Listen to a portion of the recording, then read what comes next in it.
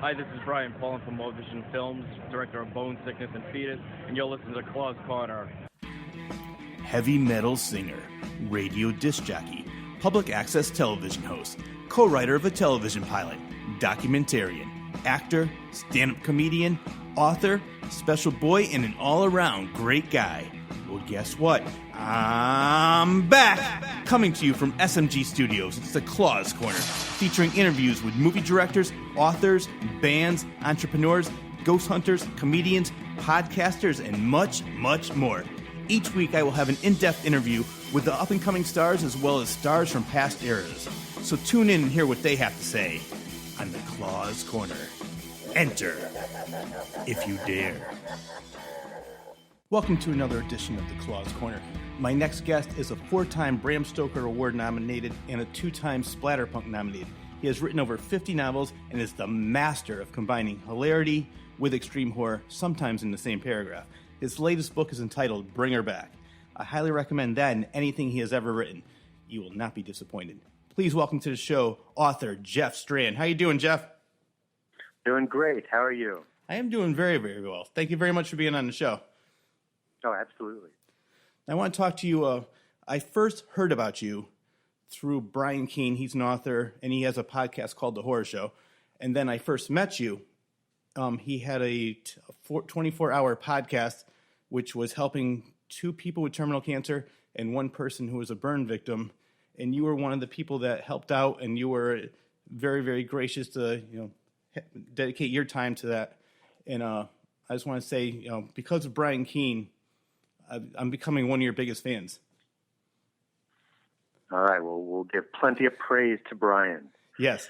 I feel bad because our plan was to marathon through the entire 24 hours of his Scares That Care telethon. And I think around 3 a.m. we said, no, we need a nap. So I didn't make it through the whole 24 hours, but we were there for a pretty good chunk of it. Yeah, I think I missed about 4 hours of it myself. I tried, and I just said, let me go to sleep. But from what I've heard, I didn't really miss...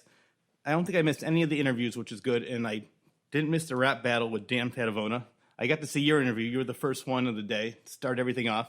So that was, I think I saw pretty much everything, like all the major parts. But I'm so happy to tell everybody that because of that, they raised over $22,000. Yep, on a goal of 20,000. So did a great job. Yeah. Now for you, you're a 4-time Bram Stoker nominated, like I mentioned in the beginning, and you're also a 2-time Splatterpunk nominated author with over 50 books written. Am I correct there? I think it's about 40. It's 40. And it kind of depends if you count chapbooks and stuff, but I usually say 40 plus. Yeah.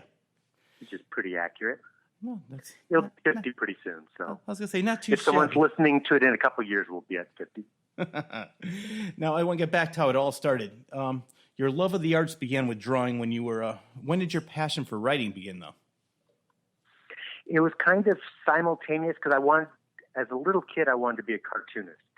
And that stuck with me pretty much through high school. So I liked both the drawing part and the writing part. I wasn't ever interested in being an artist. I was interested in being a cartoonist where it was stories along with it.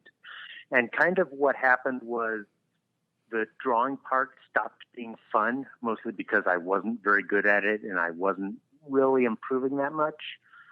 And pretty much around high school is where I just had this realization that drawing wasn't that much fun, but writing was.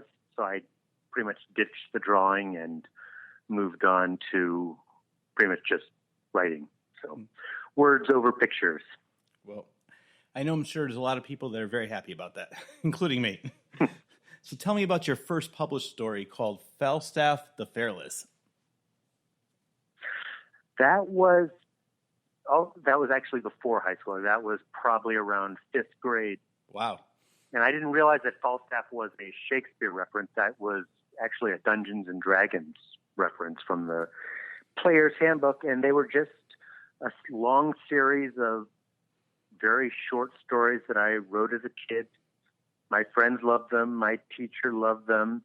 And one of them got published in a newspaper. They would have an occasional kids fiction section. So my story appeared in the newspaper. I was a very minor Fairbanks, Alaska celebrity for about a week. And yeah, so those were just that was technically my first published work, but it was a little kid story a long time ago. We it's funny because when I was very young, like around the same age as you, when you wrote that, I was severely shy, and my teacher was trying to get me out of my shell. So I loved writing. For some reason, the only time I did not feel uncomfortable in speaking in front of the class was when I would read my stories. So she enrolled me in creative writing, and I used to do the same thing. Never had anything published in 5th grade, but I started doing the same thing because for some reason, I just was deathly afraid to speak in front of people, which I definitely got over that now. But back then, I loved writing, and I loved sharing my stories with the kids.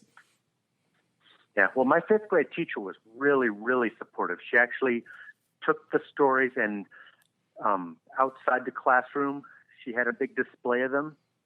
And then I got my first negative review because they were up there for probably a couple of weeks. And then she said, all right, it's probably time to take those down. So I was taking them down, and some kid walked by. I was like, glad you're finally taking that crap down. So that was my first 1-star Amazon-type review when I was in 5th grade. So. I'm glad you kept up with him. I'm glad you didn't say, all right, yeah. I'm done. Yeah.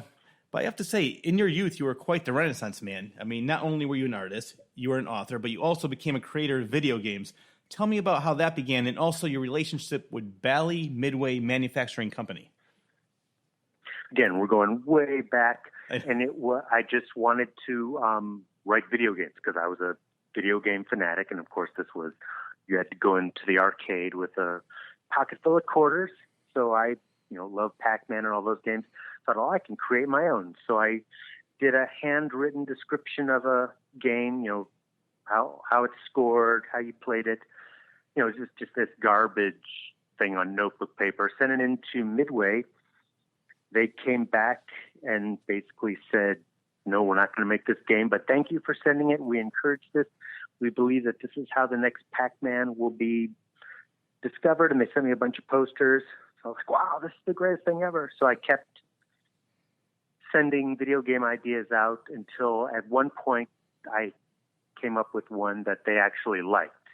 And so they sent me this very thick contract, which was basically give us all rights to the game or patent it. So if you want to get a patent for it, we will consider compensating you. Otherwise, by signing this, you're signing over the rights. And of course, I was, I think, 6th grade around then. So I was like, I don't care if I get paid for it. I'll have a video game. I'll be the coolest kid in the world. And so I sent it off, and then about 6 weeks later, they said, no, we're not going to be pursuing that idea, but thanks for sending it. And that was where my video game design career ended. I'm just impressed that at that age, you were able to say, you know what, I have this idea, I'm going to do something with it. Most people, even in their 30s and 40s, I have this great idea, and they just forget about it. 6th grade, you're over there. Right, who can I send this to? I want this made. So I'm really impressed with that you started at a very young age your whole marketing career. Yeah, I was not shy about sending stuff in. I thought it was a great idea for a video game. It actually was a pretty good idea. A couple of the ones I sent were bad and derivative, but this one was actually pretty cool. And so I thought this would make a great game, and they actually thought it had merit too, but even though they didn't end up doing anything with it. But it was still, in 6th grade, hearing back from a video game company saying we like that idea was amazing. Yeah, that's very impressive. Now we're going on to your high school years. We're going through the Jeff Strand, the early years. It was your freshman year of high school that you began acting in plays, and you used that as a gateway for your love of horror movies. What are some of your favorite horror movies? Oh, favorite horror movies are Shaun of the Dead, if you count that as horror and not comedy. The original Texas Chainsaw Massacre. Mm-hmm. Return of the Living Dead. You know what's funny?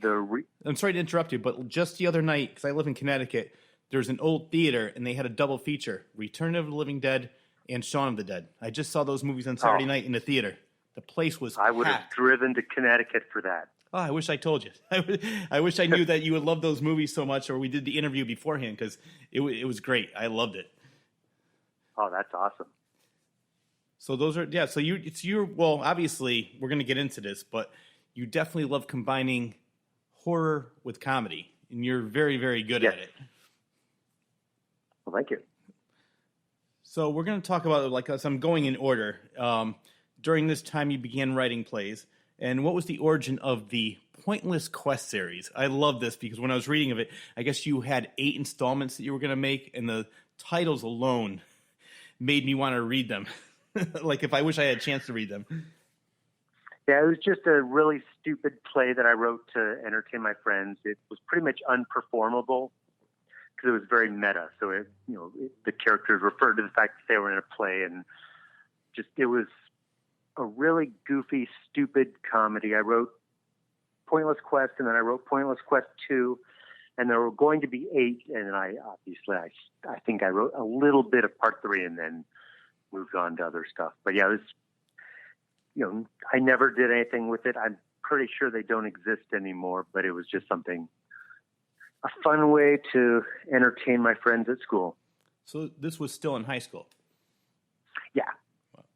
I believe it was 10th grade. Wow. Okay, we're moving up into the adult years pretty soon. Yeah. I do have to say I love your determination because reading about you and talking to you, it's I find it really inspiring because you're living proof that if you want something bad enough, just keep doing it and going for it, never stop. You worked on many screenplays and stories that were rejected. And when reading all of this about you, it reminded me of a Stephen King story. I guess when he first began, he had a nail on the wall where he would place all his reject slips. All the reject slips were so heavy, the nail fell down. He had to put a spike in the wall. And that's what reminds me of you because you went through so much and you said, nope, this is what I'm doing. I'm good at it and it's going to happen. And it did happen. And so I really want to, give you kudos for that. Thanks. Yeah, I have a workshop I do called Stick With It, Sustaining Your Writing Passion in a Brutal Business, because it took me a lot longer. Of course, I had nowhere close to Stephen King's success, but even the minimal amount of success took me a lot longer than Stephen King. So, yeah, I kept at it for a really long time, and I could definitely fill a spike with rejection letters. Now, you mentioned you do inspirational talks. Where can people see you? I think the next one is going to be at it's called Contagion, and it's going to be in Charlotte, North Carolina in February 2019. So it's con-tagion, Charlotte, North Carolina, February 2019. That should be good enough to find it with the Google search, or you can go to the appearances page on my website and find it. So it's a brand new one-day conference, so I'll be doing the talk there along with other stuff that they've got. So, do you do a lot of speaking engagements? I don't do a lot of that particular talk. When I do talks, I usually am going into schools and talking to middle graders, because a lot of my books are low end of YA. So I go in and talk to kids. Usually there I don't have any planned material. I go in with a set of easy questions to ask myself if they don't have questions. But generally I just walk in front of the class and say, does anyone have questions? And then 15 hands go up, and that carries me through the time. Very good. Now, success first hit you with your thriller Plaything. I guess that landed you your first agent. How'd that go? Yeah. It definitely wasn't success because nothing ever happened with it. And the agent was basically a kind of a scam agent. So it was one of those deals. This was pre-internet. So you couldn't go on social media and say, hey, everyone, what do you think of this guy? And everyone would have said, no, don't do it. So he was kind of one of those, he was one of those scam agents where you paid him, you sent in for the brochure. The brochure was 7 of the biggest movies ever made were my deal and that kind of garbage. Oh. But I didn't know any writers. I was basically sheltered from any professionals in the business for a long time. So it was one of those things where in 2018, I would have been warned away from it and taken the advice. But back then, hey, this could be my key to success. And ultimately, nothing happened with it. And he sort of pushed the scam so far that I said, oh, wait, this guy's corrupt, and didn't continue with it. Wow. So yeah, Plaything, it was actually my thesis strip for, I've got a degree in creative writing, and they let me do that as my thesis. So it actually is hardbound in the vaults of Bowling Green State University. Hopefully no one will ever read it because I'm sure it's terrible, but hey, you have to it's get your start a stepping somewhere. stone to better things. Exactly. I mean, the only way to get better is by doing it and keep writing. And so, I mean, Yep. so we just spoke about pre-internet, but in the mid-'90s, that's when the internet began to explode. Tell me about the online service Genie. Genie was, for me, the greatest thing ever. And not just because I met my wife on there, but it was basically just a bulletin board system. So it was all text. There were no graphics, just, basically bulletin board. So it was conversation. It was like the equivalent of message board threads, but really low tech. And there was the Horror Writers Association private board. And it was a little bit different from today's internet because everyone, you used your real name. And it was my first time actually encountering real published authors. So after, writing lots of novels, sending stuff out, acquiring hundreds of rejections, I had never actually interacted with real published authors. And then suddenly there was Rick Hodela and James Moore and Lawrence Watt Evans and Robert Weinberg and Karen Taylor and just a whole bunch of people who I was familiar with. You could go out to a bookstore and their books would be on the shelves. And then suddenly you got, real world advice on how stuff worked. And it was, just a complete life-changing experience because I realized, wow, I don't know anything about how the business works. And so I got to talk to people who did know how the business worked. So it was really, really a important turning point in my career. Even though it took a long time after that for me to sell anything, that set up the foundation for actually knowing what I was talking about. Now, you mentioned what movies you like. For authors, who are some of the biggest influences for you growing up? As far as specifically influences, it would be on the comedy side. It was Douglas Adams, because when I first read Hitchhiker's Guide to the Galaxy, it was like justification for the really goofy, stupid stuff I was writing. It's like, wow, you're allowed to do that. That's incredible. So as far as influences, Douglas Adams, people like Dave Barry for nonfiction. So those two were the two really big influences. As far on the horror side, the authors I liked weren't necessarily influential except for maybe Richard Lehman. Oh, yeah. Because Richard Lehman had a really straightforward writing style. It's like, oh, wow, you're allowed to do that. I thought you had to be more descriptive. So that was an influence. But aside from that, I loved Stephen King, Dean Koontz, Jack Ketchum, Robert McCammon. They weren't specifically influential. I mean, anything you read that you enjoy can be influential on some level. But as far as who were the three who influenced me, it would have to be Douglas Adams, Richard Lehman, and Dave Barry. Well, they always say to become a great writer, you have to read a lot. And they also said read many authors from many different genres. Don't just read one genre because you get a different style. So, I mean, I think what you're doing is great because you love comedy, you love horror, you like other things. So you just combine everything together and make it your own. Yep. Now, just like me, you hate the cold. Unlike me, though, you did something about it. Without a job or a place to live, you just jumped in your car and said, hey, I'm going to Arizona. What were you thinking? Yep. You just said, you know what? I'm not doing really anything over here. Arizona was a better scene for writers out there, or just that you hated the cold so much that you wanted to go out there and see what can happen? It was time to strike out on my own. So, I can live anywhere I want. And so I wanted a place that was warm year round, that was a bigger city than what I was used to, but not a huge city. Yeah. So I just kind of did research and realized that Tucson, Arizona checked all the boxes. It was warm year round. It was a bigger city than I was used to, but not a scary big city. And so I kind of just almost picked it at random because I was by myself. I was early 20s, so, it was fine for me to be broke for a while. And so I had, worked for a while to save up some money, which vanished very quickly because I didn't realize how much more expensive stuff like car insurance was in Arizona. So, yeah, it basically just drove down, got a minimum wage job, and lived there for about a year. Well, it's impressive that you were able to support yourself for that long. Well, it was a tiny studio apartment and, single guy with minimal needs. So if I'd had a family, it would have been a completely different story. But, a single guy who's fine to buy 49-cent packs of, dried noodles is very easy to sustain yourself.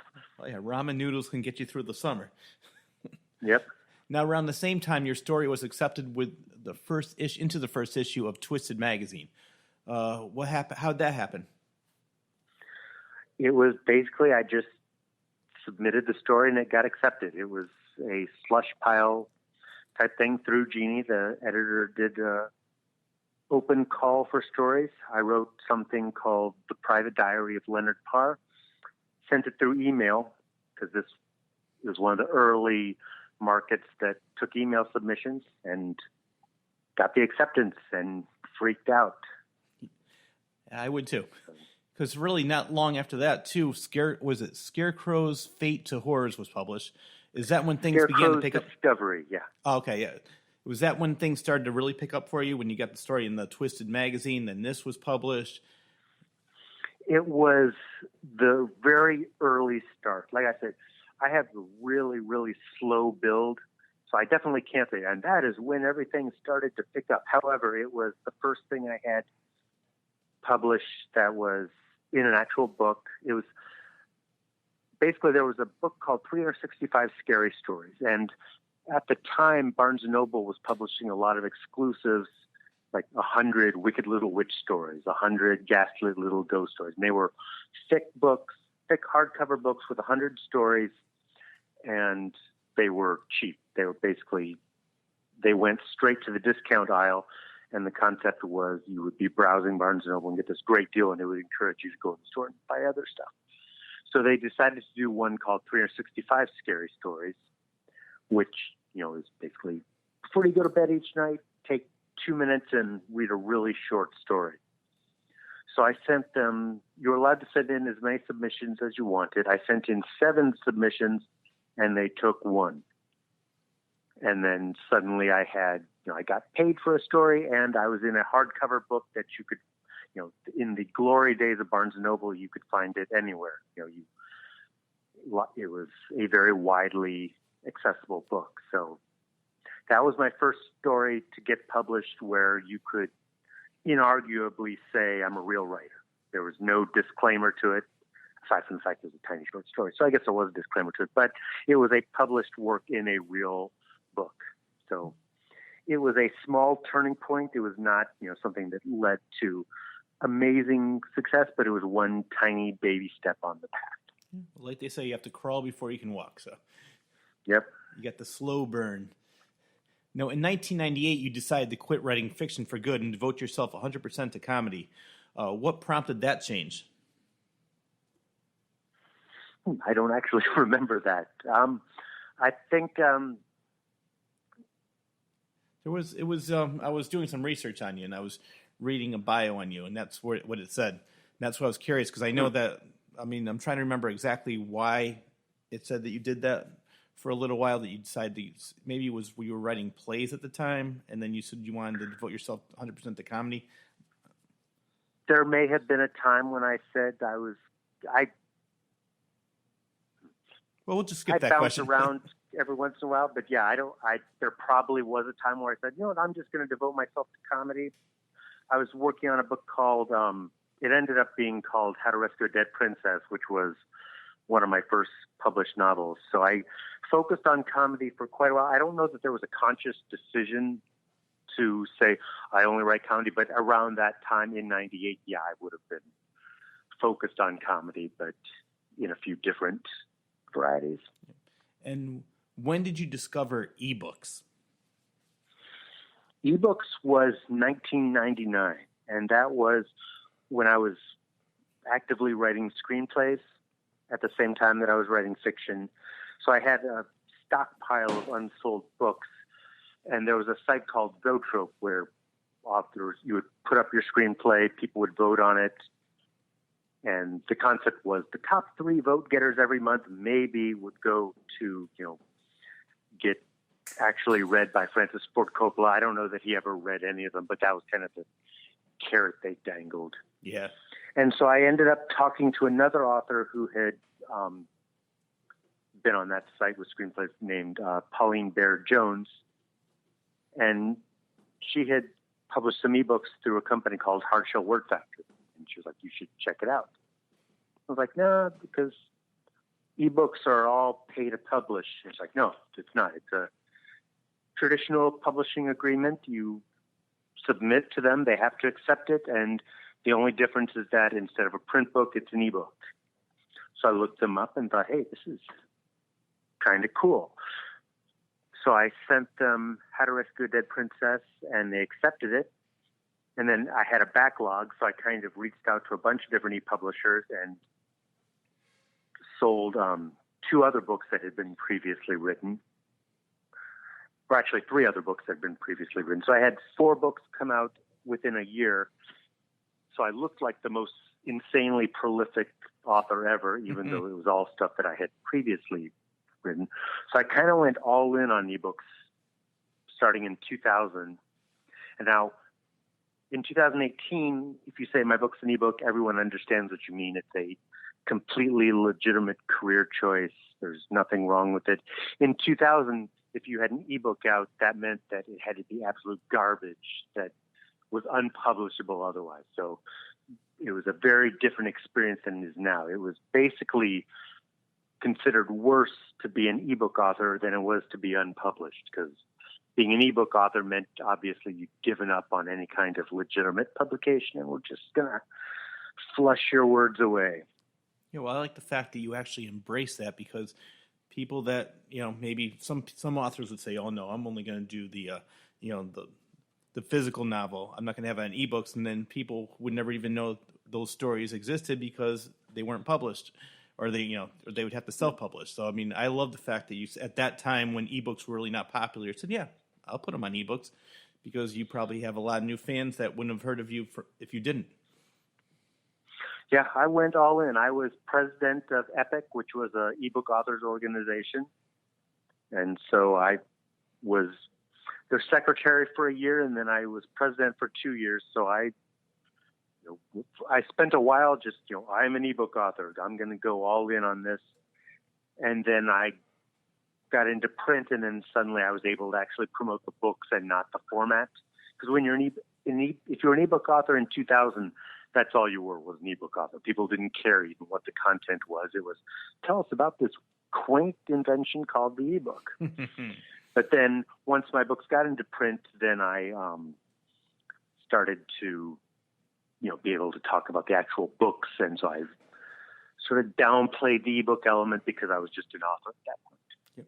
Now we're going to jump a little ahead to the year 2006. You released a novel entitled Pressure. Was that the book Yes. that put you on the map? If you want to, it was there was no big moment where you say, this is what changed everything. Pressure was definitely a big step forward, because it was,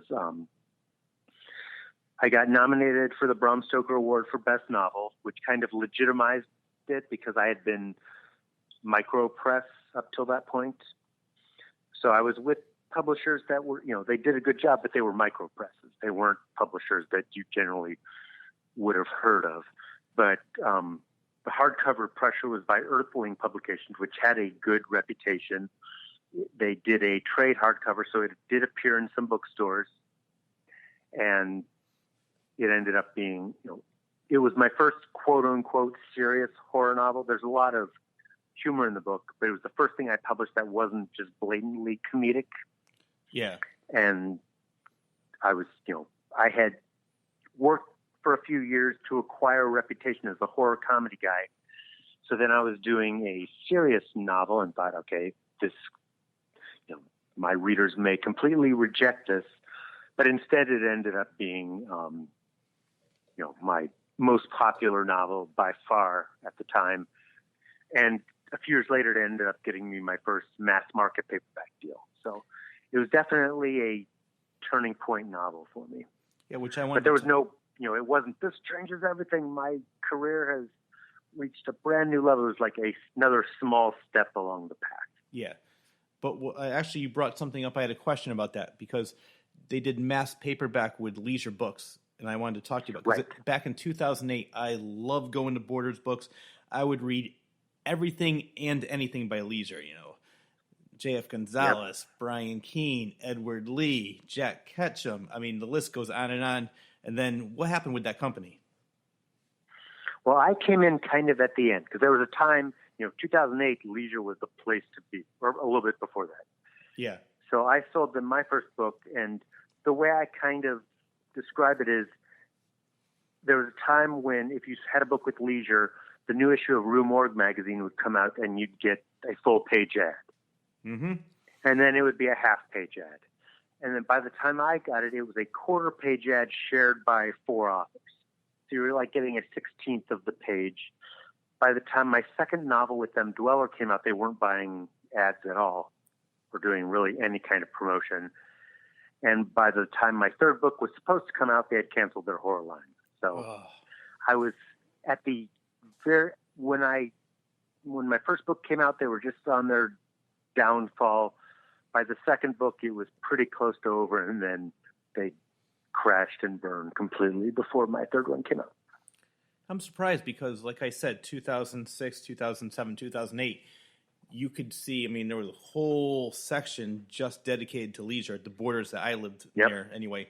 I'm surprised that it died so quickly. And I don't know why, because it was every time I was finished with one author, another author would come out with a book. So, I would never stop reading.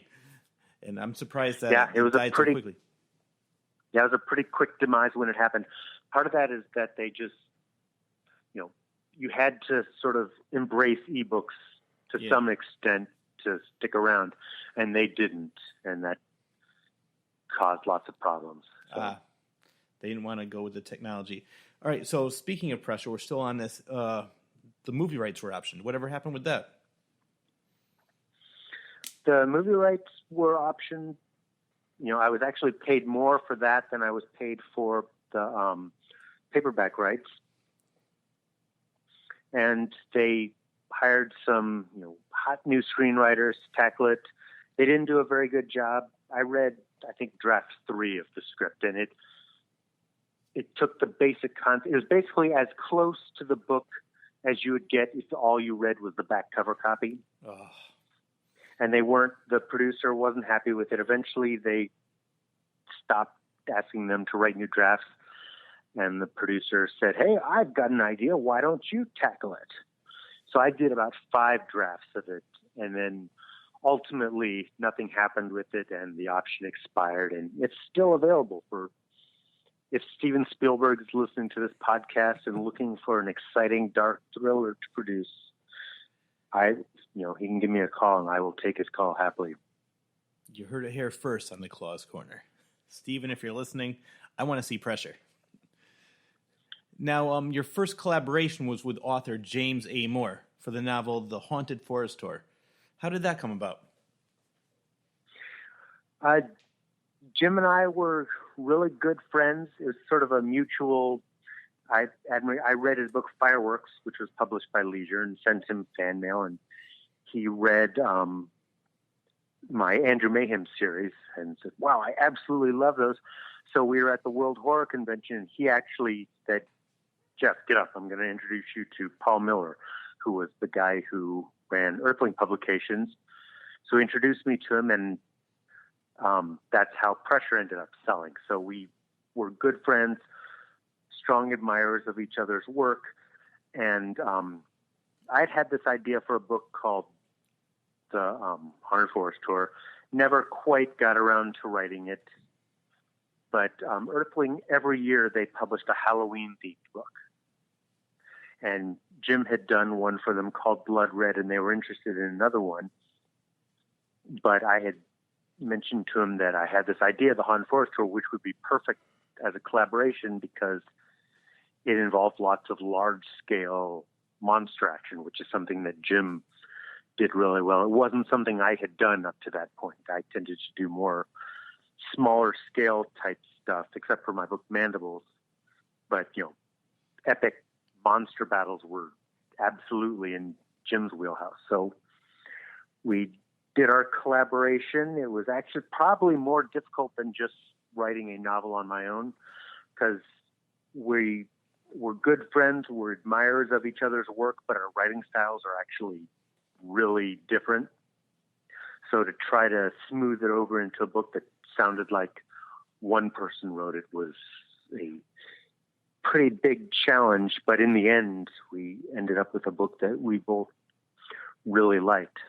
Yeah, so, actually, how did that work? Did you write something, then he would write something else, and then you two would get together and edit his and he would edit yours, or did you just write together in the same room and just go back and forth with ideas?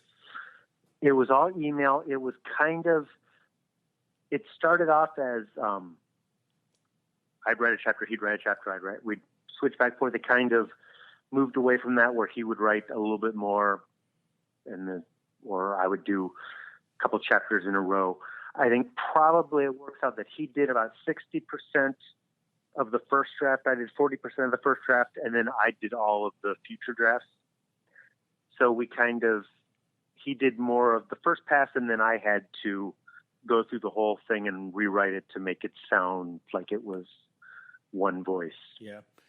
Well, the good thing is that there were no egos involved, I guess. No, it was I was responsible for the basic plotting. So I would say, okay, here's what's going to happen in this next section. And then, just at a really high level, say, all right, we're going to have lumberjacks go after these living trees. And then Jim would do 5,000 words on the lumberjacks. And so, yeah, he did more of the first draft, but I kind of guided it more. And then I did the polish. So it was definitely a full collaboration. It wasn't one of those where I wrote the book and then he put his stamp on it. It was, we are both equally responsible for the success or failure of the Haunted Forest tour, depending on what people thought of it. Now, when you're writing on your own, I'm curious about this because I like to write short stories, and there's a app called Wattpad, and I have them on there right now, which I want to get them on Amazon. And I'm curious about this, like for your writing process, do you write longhand first, and then do you let it sit for a while and then go back to it, or do you edit as you go along? I never write in longhand. Everything I write is typed, and I edit as I go along really intensely. So by the time I get to the end of something, my first drafts are actually really close to my final drafts, but that's only because I've been rewriting as I go. So I'm not one of those people, and that was going back to Haunted Forest Tour. That is a big difference in our writing process because Jim's process is get the first draft done, don't worry about it being any good, and then fix it in the rewrite. Yeah. And I don't like to move on when I think there are problems. So I'm a slower, more methodical writer, and Jim is get it out, get it done, and then fix it later. And they both work, but when you're working on the same book, it can cause challenges. So no, when I'm doing short stories or novels, I rewrite constantly as I go. Now, I know the answer. I'm going to get into this later, but you've recently become a full-time writer. Congratulations on that. But thank you. Question I had for you, I guess when you were beginning, when you had a job to support yourself, did you take more of your time with it, or did you have a set time to write, or did you write only when you were inspired? No, I would write evenings and weekends. And I've never been that good at setting up specific writing hours. But, it would, if I had a deadline, and pretty much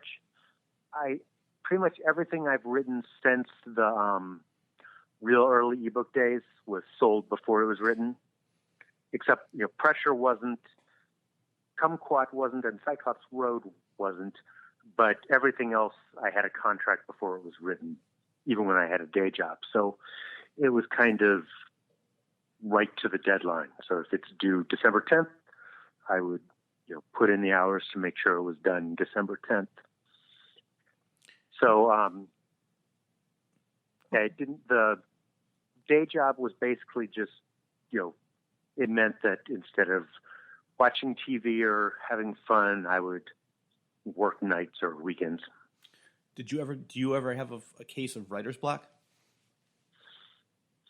Not really. It depends how you define writer's block, because I don't define writer's block as being stuck, because I get stuck all the time, where you'll just, I don't know what happens next. I need to figure out how to move beyond it. Or, you can get stuck on a single joke, just saying, I need to figure out the word choice that moves past this.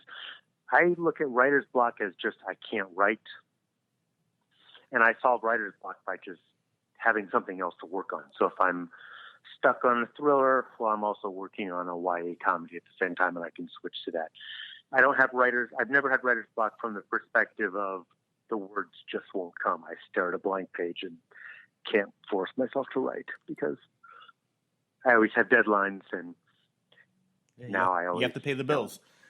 It's my only source of income. So if I were, working in a restaurant, I wouldn't have the option of staring at the plate and say, I'm not motivated to serve this plate to a customer.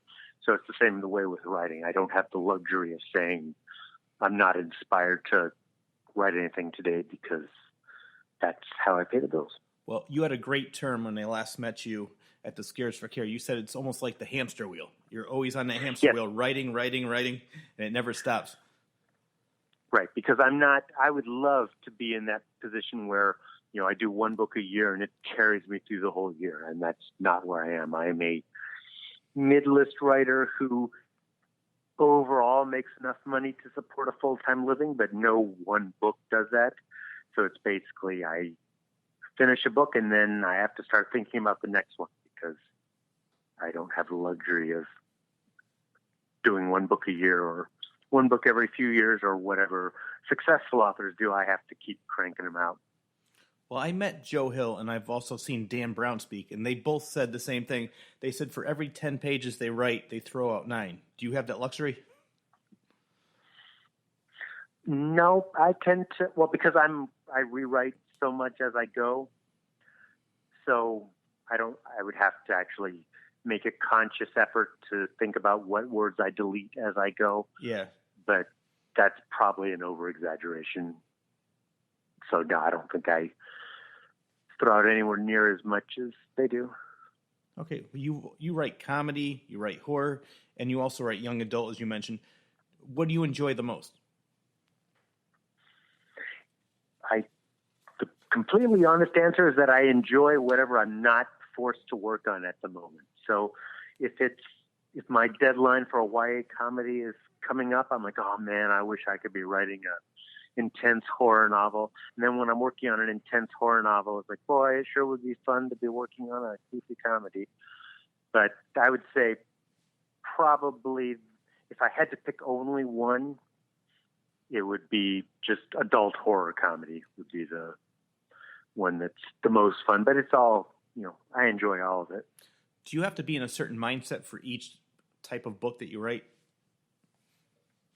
No, not really. I'm not, I don't have to be in a wacky mood to write comedy, and I don't have to be in a sinister mood to write horror.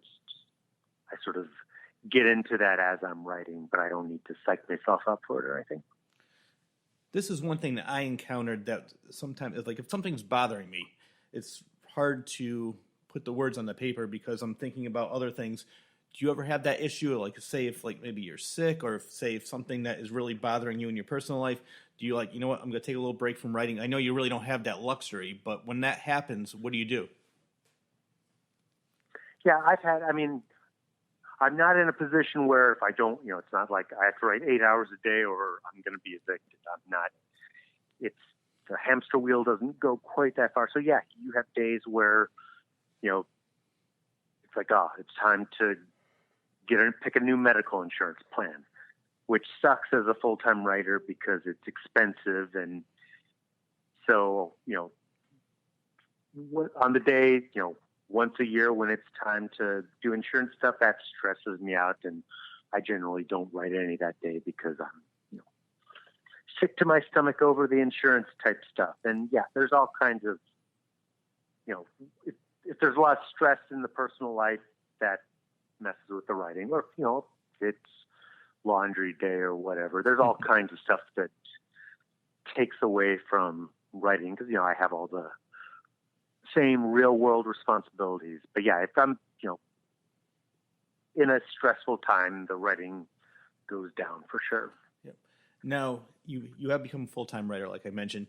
Do you find it much more difficult now to make a living with the advent of the Kindle and Nook? I know we mentioned ebooks and how you embraced it with Epic, but now, money-wise, is it harder to make more money now with those two than it would be in the days of the 80s and 90s before that?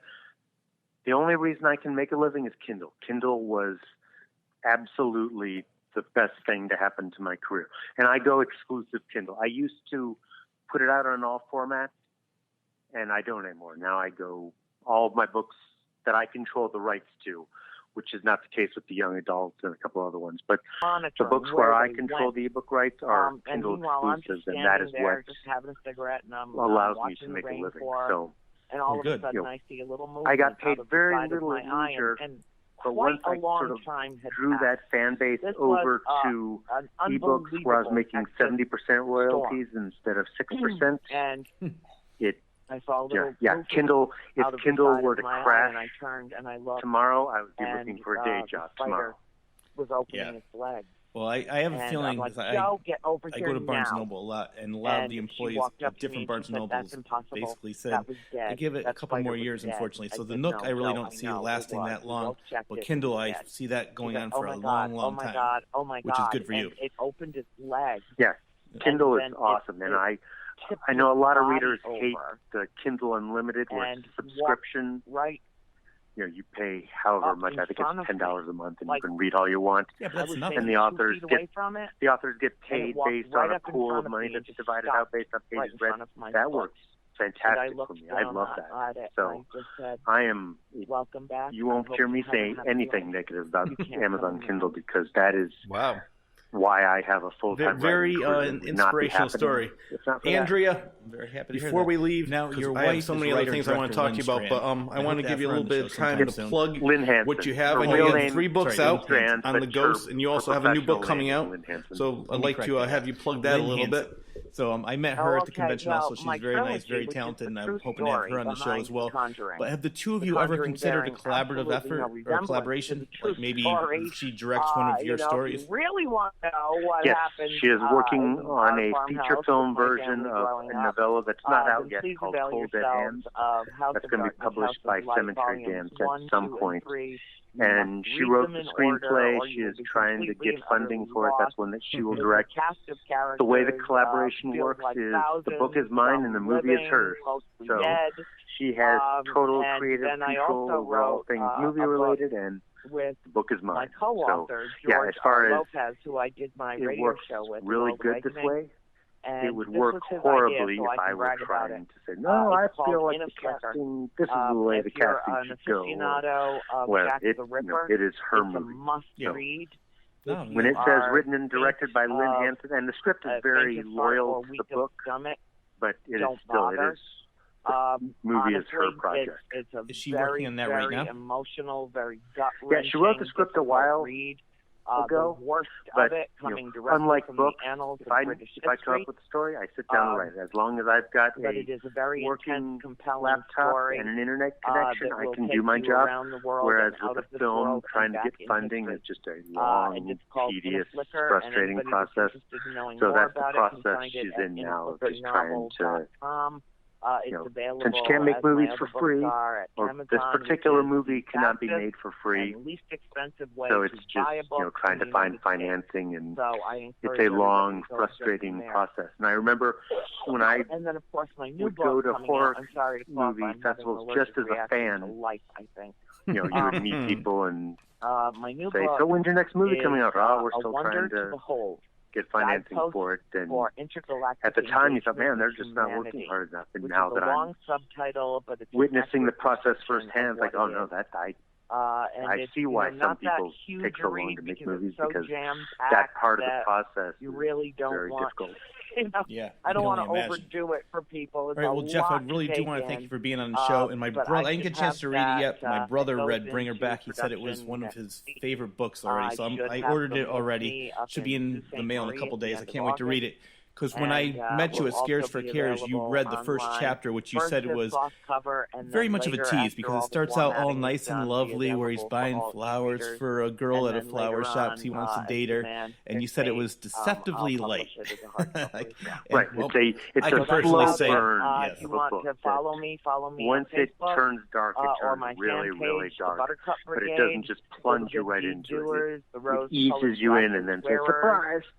Yeah, which I cannot and, wait to read. The a last really one I nice read by book you to was put Sick place House, inside the and space the to come hang tagline out. is the best. And Or Home my Invasion personal page, from Beyond the at Grave. Andrea Perrin, Anybody who has not read that book, buy it immediately. I cannot put it down. I read that in one sitting. I have 5 pages on Oh, Facebook. cool. Thank you. Yeah, it was very good. So I'm, like I said, I'll be reading Bring Her Back very, very soon, and I'll be going back to whatever I haven't read. So thank you very, very much for being on the show. So I want to know, we talked about thank it a you lot. for having me. Oh, anytime, and whenever you want to come back on the show, you're definitely more than welcome. I throw myself right back All right. into What is next, and where can people find you? And we should start shooting. What our is next movie, is I'm I would working on believe, next another year. thriller. I could hardly and, wait. So all I can basically people can say find is me. one I'm word. on Wow. Facebook at What a Jeff Strand fun, Author. I'm on inspiring, Twitter and interesting at interview. Jeff Strand. I just want to let you know you are And welcome back on my this show website, anytime. I would love to talk to you about so many other things. And I also want to thank my co-host Lisa for being here. Everything I've written there. Sure. All right, very good. So, So thank Jeff you, Strand, Lisa. everybody. So that wraps thank up you very another much, edition Andrea. of the Claws Corner. And until Jeff, next it was time, a pleasure to have you on the see show. you Until next in time, the Claws see Corner. you In the Claws Corner. Corner. Corner. Corner. Corner. Corner. Corner. Corner. Corner. Corner. Corner.